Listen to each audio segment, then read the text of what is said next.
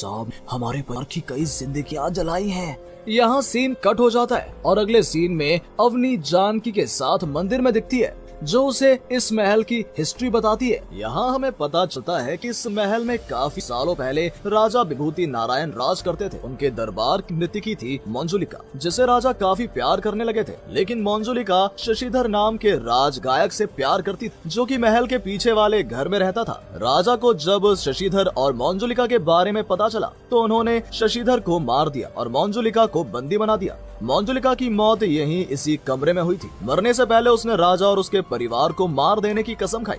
अगले सीन में हम देखते हैं कि अवनी सिद्धार्थ के साथ उस रूम में जाने की बात करती है, जिसे सुनकर सिद्धार्थ कहता है तुम्हारा घर है, जहाँ जाना है जाओ। इसके बाद हम अवनी को उसी कमरे में जाते हुए देखते हैं। वो वहाँ की चीजों को देखने लगती है। तभी राधा वहाँ आकर अवनी को बुलाती है और कहती है कि उसने यहाँ आकर ठीक नहीं किया। राधा उन्हें ये भी कहती है कि जिस आदमी ने उस कमरे की चाबी बनाई थी वो अब मर चुका है और ये सब आत्माओं का ही काम है। अगले सीन में हम महल के सभी लोगों को देखते हैं जो काफी चिंतित होते हैं और बद्री यहाँ महल के अंदर जाने को लेकर सबको डांटता है। बद्री बटुक से आचार्य महाराज को तुरंत बुलाने को कहता है। बटुक वापस आकर कहता है कि आचार्य अभी यहाँ नहीं है और उनके आने में समय लगेगा। सिद्धार्थ अपने चाचा बद्री और बटुक की बातों को सुनकर कहता है कि वहम, अंधविश्वास और मानसिक खेलों का अजीब भूल भुलैया है ये। बद्री पहले तो सिद्धार्थ को महल से चले जाने को कहता है, लेकिन जब वो नहीं मानता तब बद्री कहता है कि सिद्धार्थ और अवनी की सुरक्षा के लिए सभी लोग अब महल में उनके साथ आकर रहेंगे। अगले सीन में हम देखते हैं बटुक, बद्री और मुरारी तीनों एक पंडित के साथ ऊपर वाले कमरे को बंद करने आते हैं। लेकिन जैसे ही वो लोग इस कमरे को धागे से बंद करते हैं, उन्हें अंदर से किसी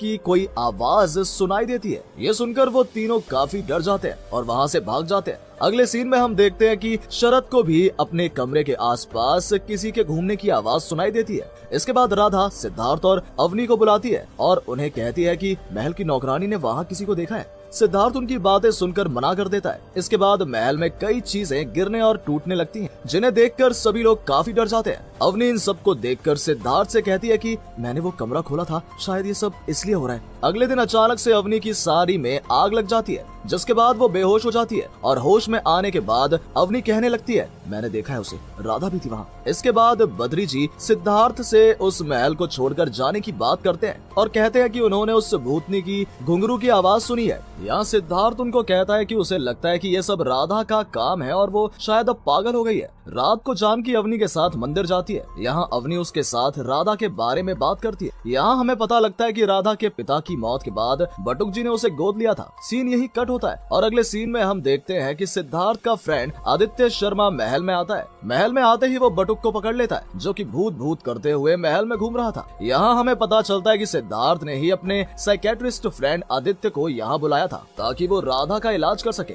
आदित्य अवनी से मिलने की बात करता है, जिसके बाद नंदिनी अवनी को बुलाने के लिए ऊपर जाती है। काफी देर तक इधर उधर देखने पर भी उसे वहाँ कोई दिखाई नहीं देता, लेकिन उसे वहाँ किसी के होने की आवाज सुनाई देती है और तभी कोई उस पर हमला कर देता है। इसकी चीख सुनकर सभी लोग दौड़ते हुए ऊपर जाते हैं, जहाँ उन्हें नंदिनी बेहोश पड़ी मिलती है। नंदिनी को रूम में लाने के बाद उसे सब पूछते हैं कि आखिर वो वहाँ कैसे गई, जिसे सुनकर वो बताती है कि भाभी को ढूंढने के लिए मैं ऊपर गई थी। यहाँ नंदिनी कहती है कि उसे राधा ने ही ऊपर जाने को कहा था। अगले सीन में हम देखते हैं कि आदित्य के बैग को किसी ने बाहर ले जाकर जला दिया था। यहाँ हमें पता चलता है कि वो पंडित भी अब पागल हो चुका है, जिसने मंजुलिका को महल में देखा था। आदित्य अवनी से कहता है कि रात को उसने किसी को नाचते हुए देखा है और घुंघरू की आवाजें भी सुनी है। इस पर अवनी उसे बताती है कि ये सब आवाजें ऊपर वाले कमरे से आती हैं। अवनी आदित्य को ऊपर वाले कमरे में लेकर जाती है और उन्हें मंजुलिका के सामान दिखाते हुए उस जमाने के सभी लोगों के बारे में बताने लगती है।